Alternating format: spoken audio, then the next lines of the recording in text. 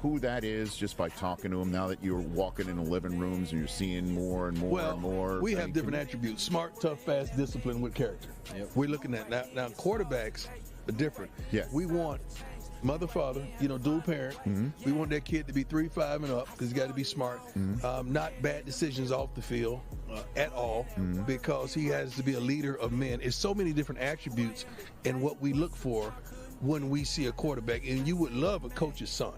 Somewhere that the coach has coached him, and I'm not going down my road. I see you smiling because I know who your quarterback is. He's right talking now. about my son. I didn't just build a template for my son, but that's what really we look for in quarterbacks. Different positions are different. Like O lineman, I look for dual parent homes, right? A strong father that they adhered to, right? Smart kid, at least 3 and above. You're also describing Hurts. Yeah, Well. tough. I mean, physical. I mean, offensive lineman. Defensive lineman is totally opposite. What do you mean? Single mama. Trying to get it. He's on free lunch. I mean, I'm talking about just trying to make it. He trying to rescue mama.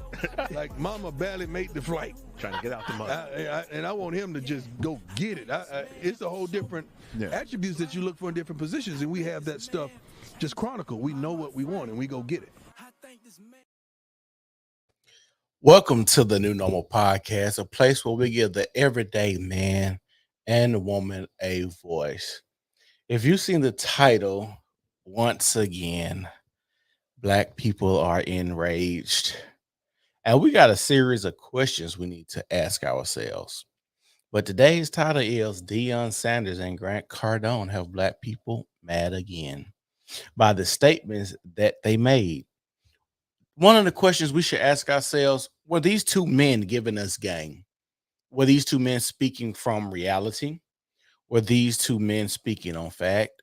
Were these two men giving us insight on marketing, what they're looking for, how they progress in their respective fields? Why are Black people always seem to be the sensitive people? Why does it always seem that if you say anything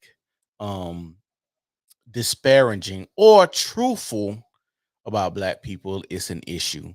We need to answer these questions and get to the bottom of this. Today, I want to say the comments of Deion Sanders did not offend me at all. I understood those comments and I understood what he was trying to say. He said that quarterbacks need to come from a two-parent household. Offensive linemen need to come from a two-parent household. But your defensive linemen, they should come, or they're looking for men who come from single mother homes. The thing is, if we were just to look at these three positions, we know that defense, a lot of these young men have aggression and need to have some type of pent up aggression to go out there on the field to hit someone with this type of ferocity. They have to have the skill level, to have the nastiness, that dog in them. Like he said, he just wants somebody to go out there and get after them. I understood why he said that, because those positions require a different level of thinking, a different level of skill set, and a different mindset. A lot of people are upset because the mindset that it takes. And let's be honest, defensive positions is a more violent position than the offensive positions. And we know that single mothers raise a lot more violent men. 80% of men that's incarcerated come from a single mother ran household. So when you have these stats and understand why he said what he said, should not be taken as offensive. The thing I think Deion Sanders gave us was an insight on recruiting and how other people recruit. It's sad that just because he's Black and y'all want him to be your savior, and I blame church for a lot of that. We keep looking for a replacement for Martin Luther King, your Malcolm X, your Marcus Garveys, your Fred Hamptons. No one is coming to save you. I repeat, Black people, no one is coming to save you. Deion Sanders is not going to save you through football. I'm sorry. I hate that you had such high hopes for him to, lead HBCUs and make HBCUs great again. Not going to happen. I'm sorry. I understand that you guys feel that you're going to put all your eggs in one basket and ride with Deion Sanders to the victory lane. It's not going to happen. I hate it for you. I know you feel bad about it. I know you're hurt. I know him going to Colorado, made you feel a certain type of way because you wanted to think that it was a black man and he's going to do such great things with blackness. But no. Deion Sanders is a man, and he had told people before he went to HBCUs, his stop wasn't going to end at a HBCU, but y'all got mad like y'all didn't hear him. And now, once again, I blame church for giving a lot of black people this savior mentality, which is very, very sad and dangerous. He said that he wanted his quarterbacks to come from a dual parent household because you had to be a leader of men. You cannot have any on and off field disciplinary issues because you are a leader of men. And we all know that two-parent households tend to raise more well-rounded individuals. This is a stat that we can all look up and we can all see. You are a leader. You're going to be more well-rounded. When you're talking about the offensive lineman, which is protection is a man's quality. That's what when women are dating men, they say one of the things they're looking for is a man that can protect and provide. Offensive linemen protect the quarterback. So that's why you would want those men inside of those households to show these young men how to protect. They develop this instinctually by seeing their fathers protect their household and what happens, not letting someone come through that door. I know this sounds very bad coming from a Deion Sanders, and I'm going to tell you, Deion Sanders has been giving black people the insight and the game for so long. I know we don't like to hear it. I know black people wear their heart on their sleeve. I know every time somebody says something against black people, it breaks your heart. But let's be real, man. We got to stop being so sensitive. What Deion Sanders said, what Grant Cardone said, these things, it's not horrible. It's not bad. They have a lot of truths in it, and it gives you an insight on what's going on. You think what Deion Sanders said, you don't think a Nick Saban says the same thing? You don't think when he's recruiting the same way? You don't think this? You don't think this would happen? And if you're watching, make sure you subscribe to the channel. You like the video, thumbs up, because we're trying to grow the channel. We've been doing really good so far. If you want to support the channel, I'm going to put my Cash App right here so y'all can support the channel if you would like to. If you're watching, like I said, give us a thumbs up right now, please, as we continue. If you have not seen, if you just tuned in and you did not see the video what Deion Sanders said, I'm going to play it again. Who that is just by talking to him now that you're walking in the living rooms and you're seeing more and more and more. We have different attributes: smart, tough, fast, disciplined with character. Yep. We're looking at now quarterbacks are different. Yeah. We want mother, father, dual parent. Mm-hmm. We want that kid to be 3, 5 and up because he's got to be smart. Mm-hmm. Not bad decisions off the field at all, because he has to be a leader of men. It's so many different attributes and what we look for when we see a quarterback. And you would love a coach's son.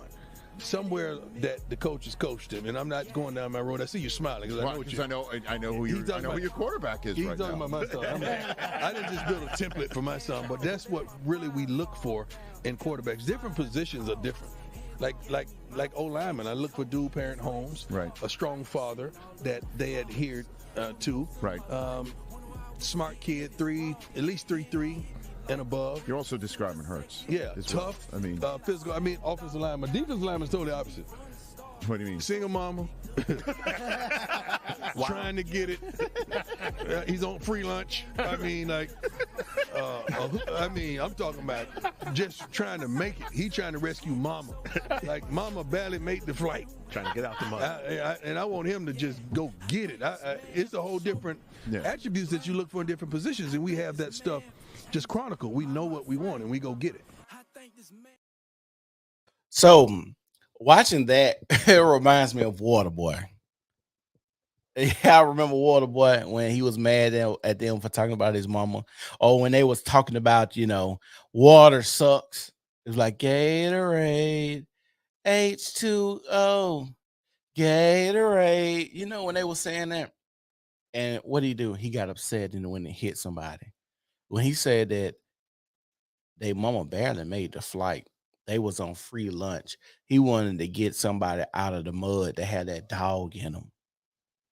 Like I told you, that position is very violent, and you need someone with a mindset that go after somebody to have that tenacity to want to hit somebody over and over. Like Marshawn Lynch said, over and over and over and over. He said, you think it's a deeper message in there? He said, run through a motherfucker face. You should ask yourself, why are you so upset with what Deion Sanders said? Why? Let's play what Grant Cardone said. Y'all tell me if y'all upset with this. If you watch these videos, let me know. Are you upset with what these people say? And why are you upset? About half my audience is Black under the age of 40. It's because we go after that audience and we're talking to them in very street terms, if you will, very not big nomenclature, vocabularies. We just keep everything very tight and simple. About half my audience is Black under the age of 40. It's because we go after that audience and we're talking to them in very street terms, if you will, very not big nomenclature, vocabularies. We just keep everything very tight and simple. About half. What he said is he keep a lot of his rhetoric towards the Black people very street. You mean to tell me you don't think Grant Cardone knows his audience? And if you watch the longer clip, he said a younger Black guy would know him before an older white guy. You mean to tell me this man who considers himself a marketing genius don't know who watches him? And for instance, I'm going to tell you, I'm from Birmingham, Alabama. I know a lot of hood niggas that know who Grant Cardone is. So when Grant Cardone early in this video was talking about, I'm sitting on the Rolls Royce, I'm throwing money out, who you think that was marketing to? When Floyd Mayweather was counting money and had stacks of money on his bed, who do you think that was to? Who do you think that was geared for? Who do you think that was to entice? It's not the old white man with money. It's not the white kids that come from money.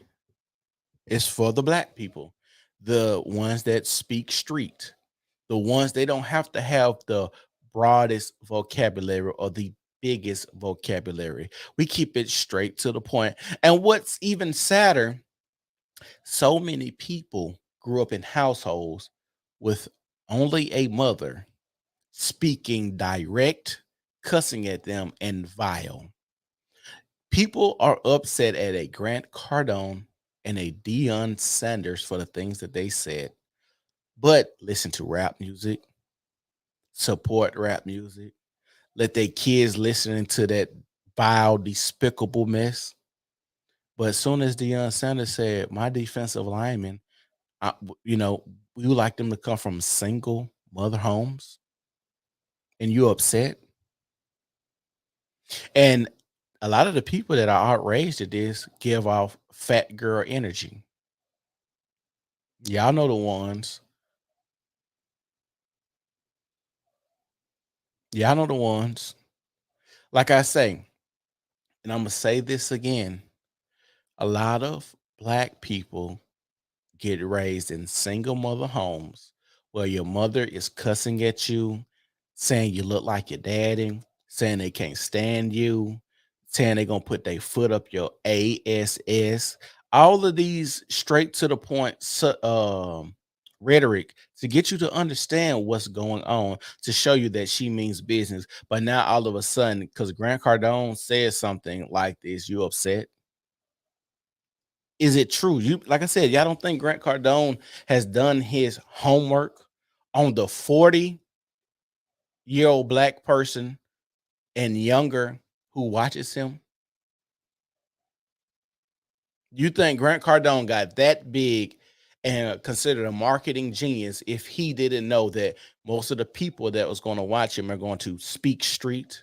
Y'all think it's a coincidence that at his conventions lately he's been having a lot of rappers? The last rapper that I seen that he had was Rick Ross. Y'all just think that's a coincidence? Are you really upset at a Grant Cardone and a Deion Sanders for what they say? Or are you more upset of the state of our culture? Let's broaden this conversation. Why does it seem like religion and culture seems to box the black person in so much? Why, when it comes to the people that speak for our dating, when it comes to black people, are people like Asian Doll, who says if a nigga don't have more than 3 bodies, she can't date him? And y'all are okay with that. Why is Suki Hunter y'all leader? But Deion Sanders said something wrong. We have women out here that I have seen women who are mad at what Deion Sanders said and Grant Cardone said, but the same people in the same sentence would say, go support my OnlyFans. You mean to tell me your OnlyFans is not doing just as much damage as what Grant Cardone and Deion Sanders said? If y'all need me to play the video back, put a 1 in the comment section on what these guys said. If you're watching, if you need me to play the videos back or what Grant Cardone and Deion Sanders said, put a 1 in the comment section if you're watching. If you're watching, make sure you give us a thumbs up, hit that like button, make sure you subscribe and share the video. Why does culture restrict black people to this monolith, which we are not? I am a guy who grew up in Birmingham, Alabama. I had both of my parents. They raised us very well. We didn't ever stay in the hood, but this type of, you got to be from the hood. You got to catch you some bodies. You got to carry you a pistol. You got to be the one to jail. You got to have your encounters with the with the police. You have to gang bang. Why is that a thing in our community? Why am I not considered a masculine male in my community if I haven't went through that type of bull? Why is that? Why is that?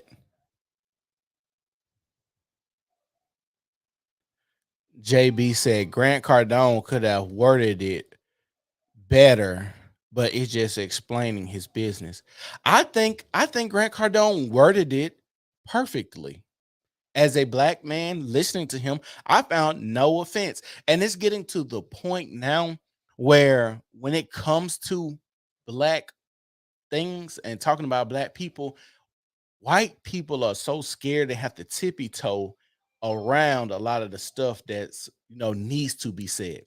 One minute black people say we need white people to help us so we can overcome so much stuff in America, and then the next minute it's like we don't want white people to say anything. So as a white person, you don't know if you coming or going. You don't know if you should say this that needs to be said, because I can see clearly where this path is going. Even though I'm not black, I understand where you're going and what you need to do and how you need to redirect. Or should I let you run off the bridge? Grant Cardone didn't say anything wrong to me. We keep what we say in my conventions street.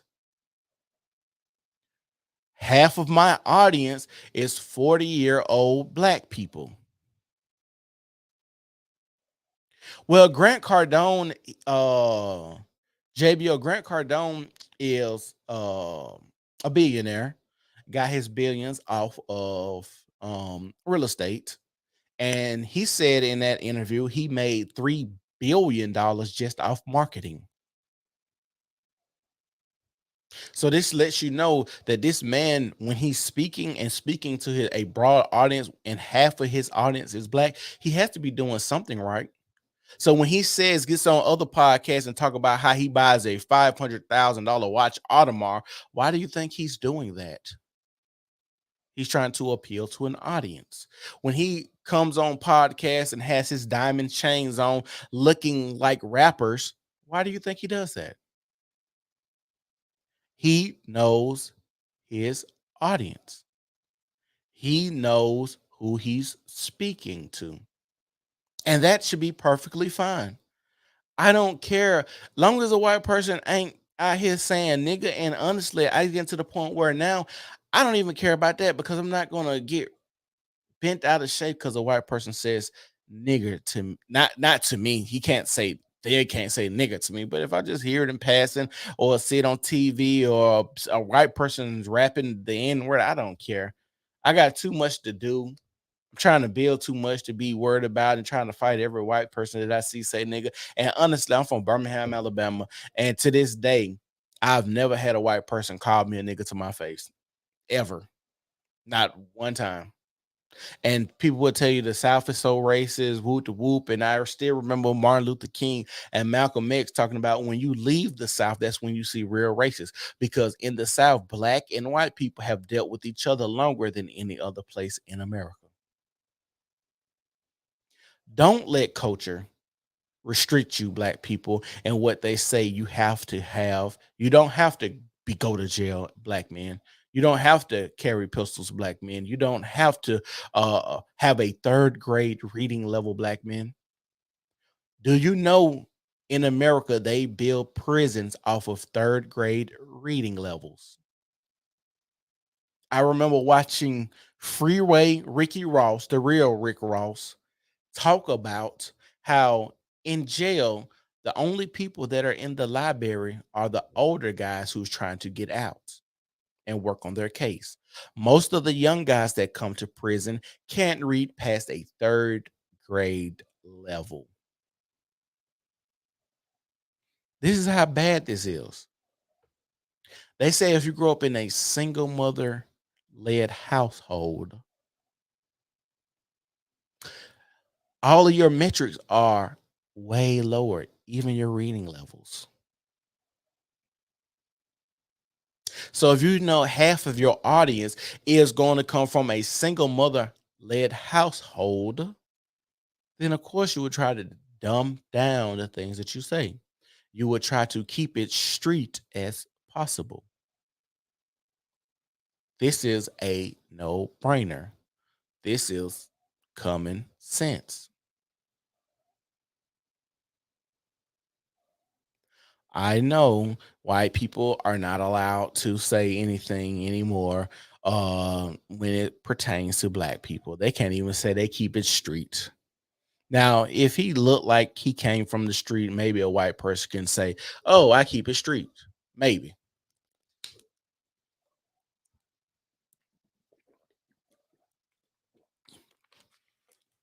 But since his race is white, oh, I don't know what Grant Cardone is. He's considered white.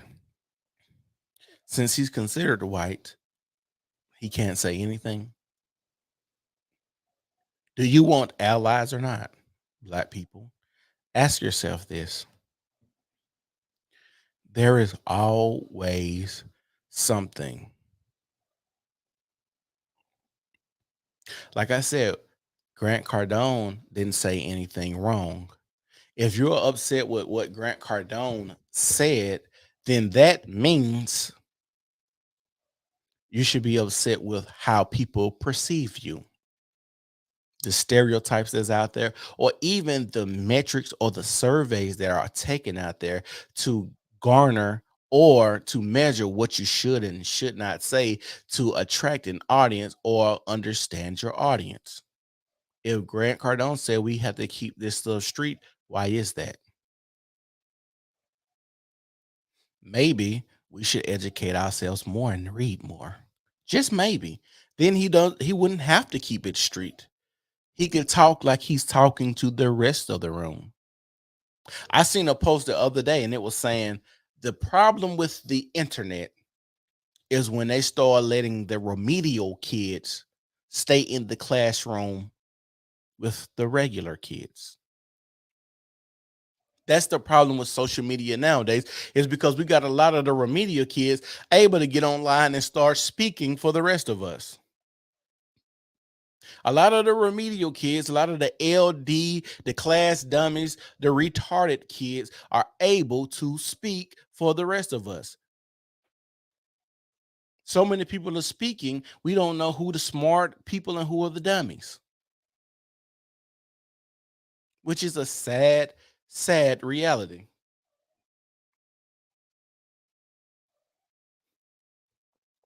Sad reality. Deion Sanders gave y'all the game and just told y'all what coaches are looking for. Not just him, coaches. And the thing is, he's giving you nuggets here and there. Nuggets here and there. And he's biting the bullet for a lot. He's taking a lot of arrows for y'all black people, and y'all are trying to make him a savior. And I think Deion Sanders just wants to coach football. He doesn't want to save HBCUs. He doesn't want to save black people. I think he just wants to coach football. I think he enjoys football. I think he enjoys helping the young men that's in his life, around his campus, around the football program. I think he enjoys that.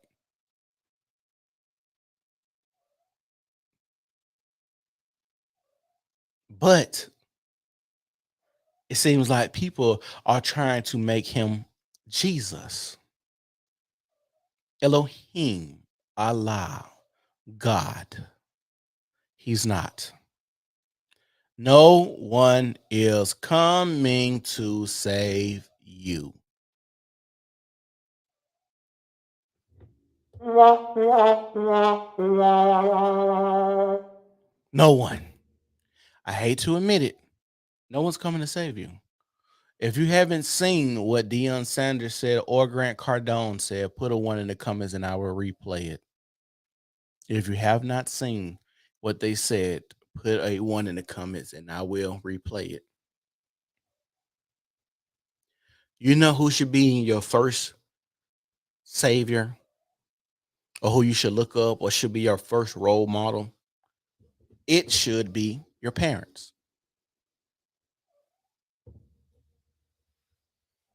It should be your parents. I know the system, the society that we live in keeps us. JBO said, replay Grant. I'm finna replay Grant Cardone right now. About half my audience is black under the age of 40. It's because we go after that audience and we're talking to them in very street terms, if you will, very not big nomenclature, vocabularies. You know, we just keep everything very tight and simple. About half my audience is black under the age of 40. It's because we go after that audience and we're talking to them in very street terms, if you will, very not big nomenclature, vocabularies. You know, we just keep everything very tight and simple. About half. So if you've seen that, he said he keeps the vocabulary tight and simple.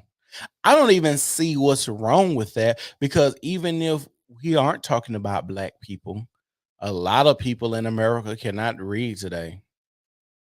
Even though he was talking about that audience, let's be real, a lot of black people cannot read. A lot of people cannot read today. Sad reality.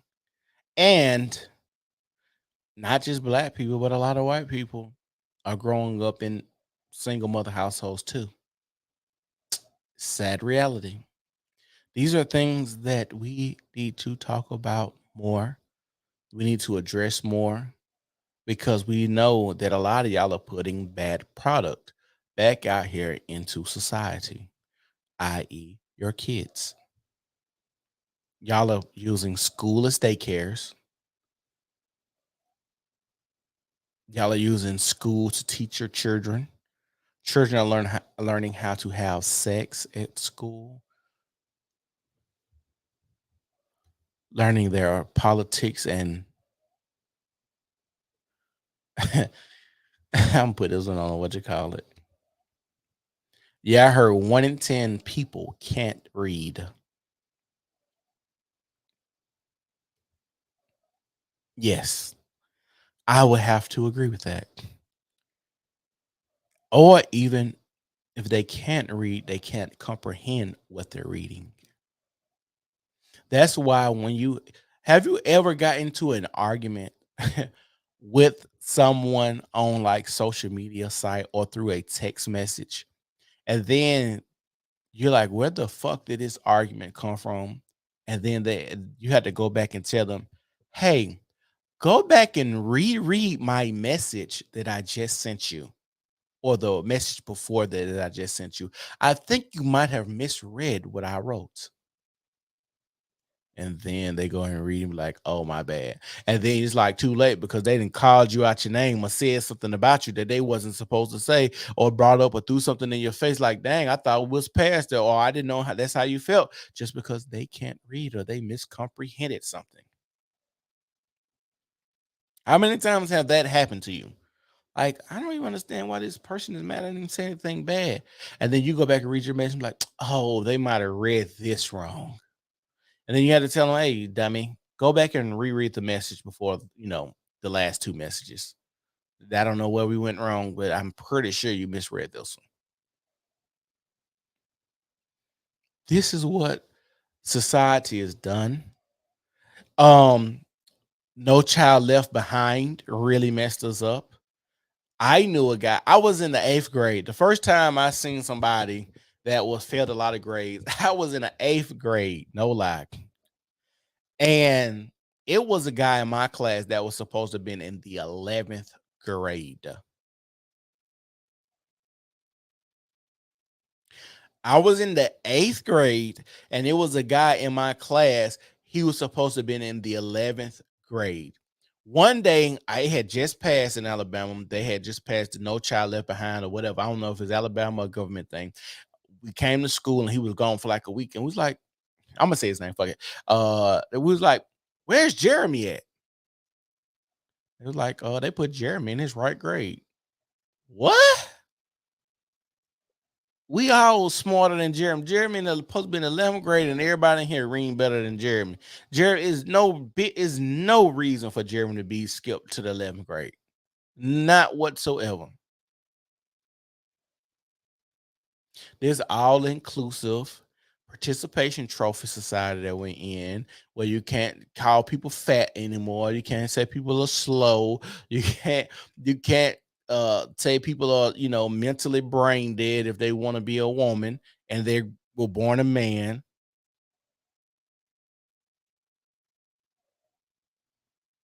This is the society that we're in. And Black people, we got to stop carrying our hearts on our sleeves at every drop of a dime.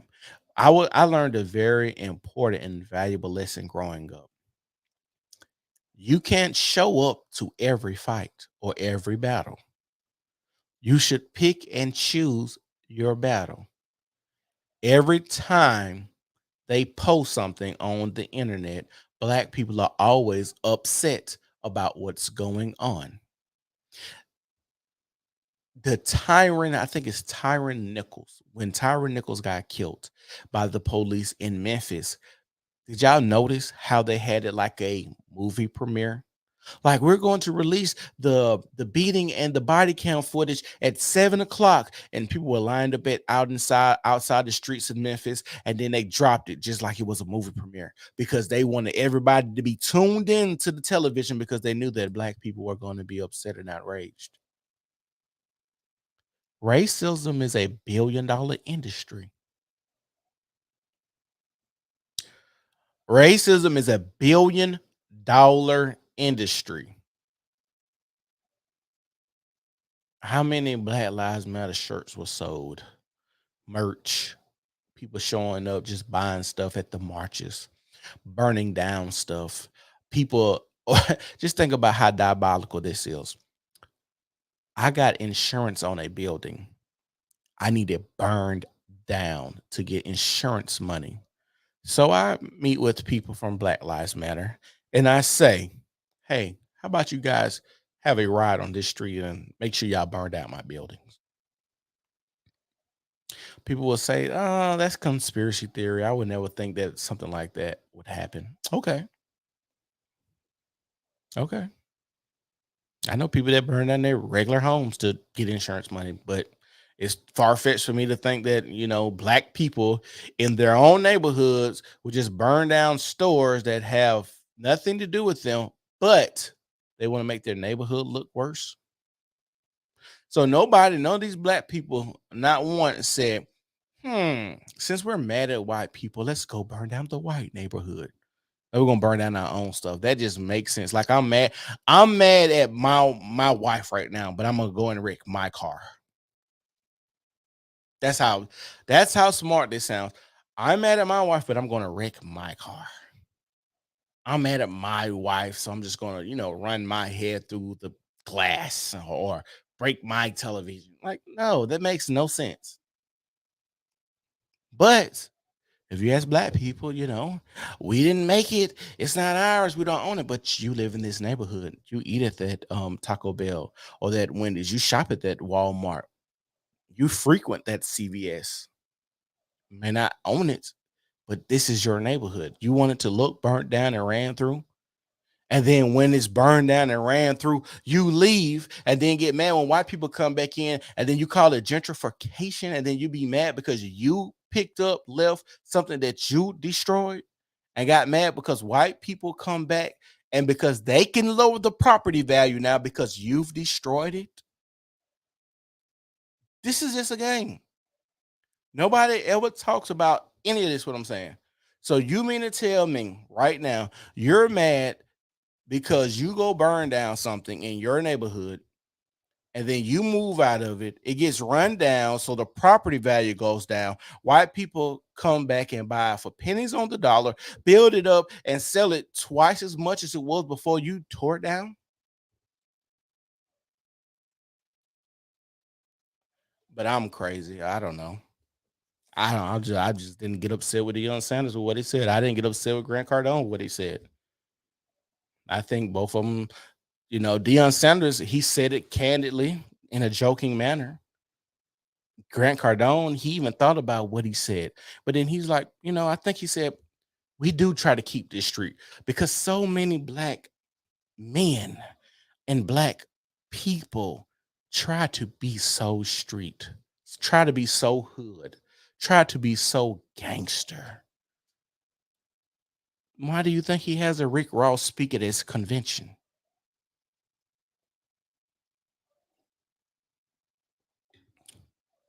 Oh, you're going to say because Rick Ross owned Wingstop instead of the image of Rick Ross.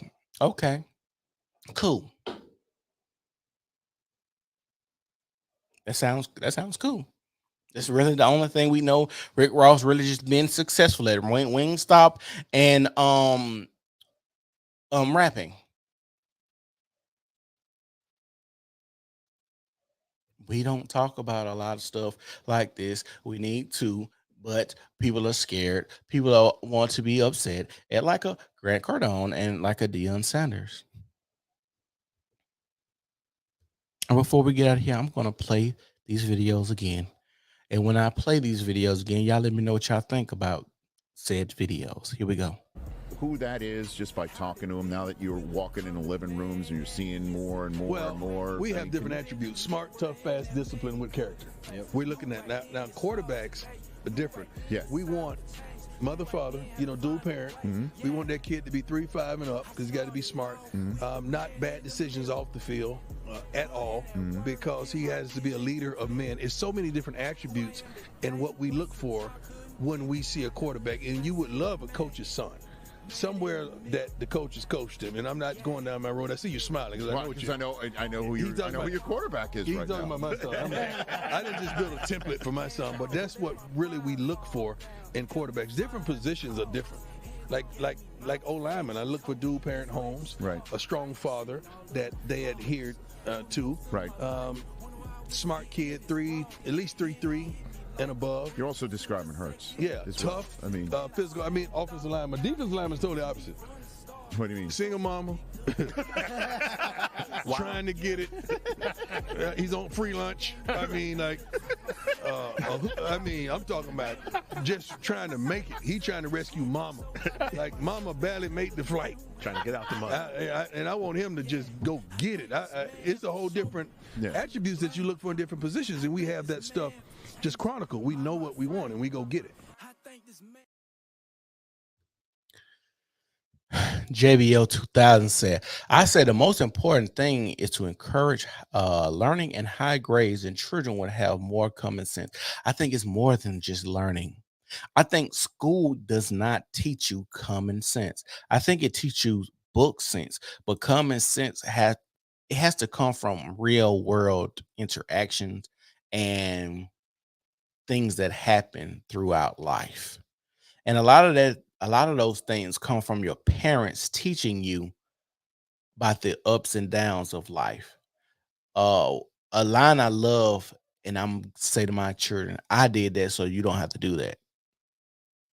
Right? Because I didn't live this life long enough, so you won't make the mistakes that I made. So you won't bump your head like I bumped my head. You won't trip and fall over these stumbling blocks or get stopped by these roadblocks.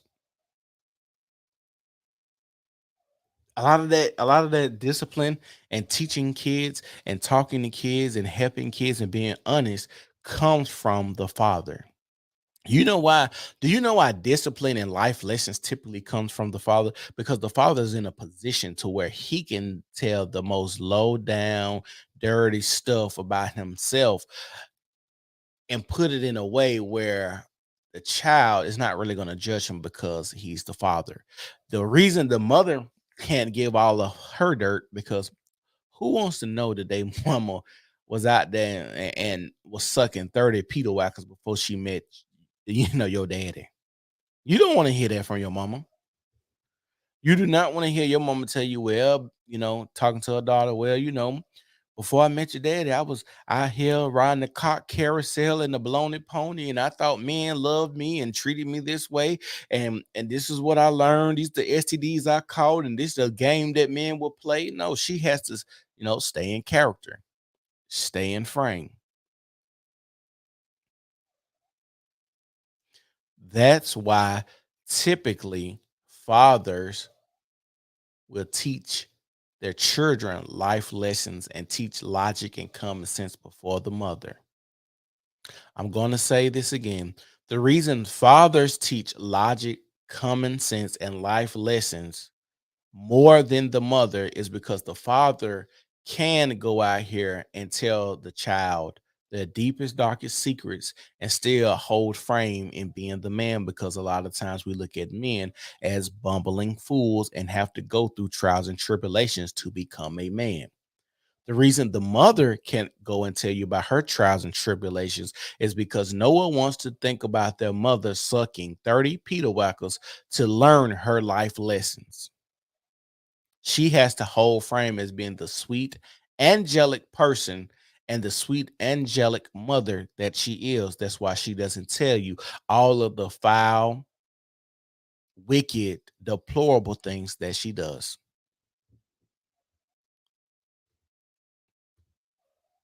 Let me play Grant Cardone now.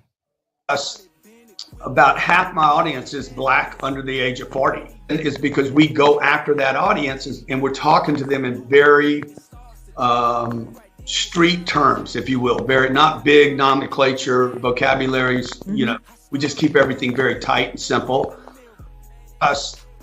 About half my audience is black under the age of 40. It's because we go after that audience and we're talking to them in very street terms, if you will, very not big nomenclature, vocabularies. You know, we just keep everything very tight and simple. About half. That was Grant Cardone. If you have a issue or a problem with what Deion Sanders or Grant Cardone said tonight, put it in the comment on why you have an issue. We can even talk about it on the podcast. I would give you a link and we can scream and talk about it. If you would like to come on and have a conversation about where they went wrong, what they should have said, and how they should have worded what they said. If you are watching, please give us a thumbs up, like the video, share the video. It's the New Normal Podcast, and we're out of here.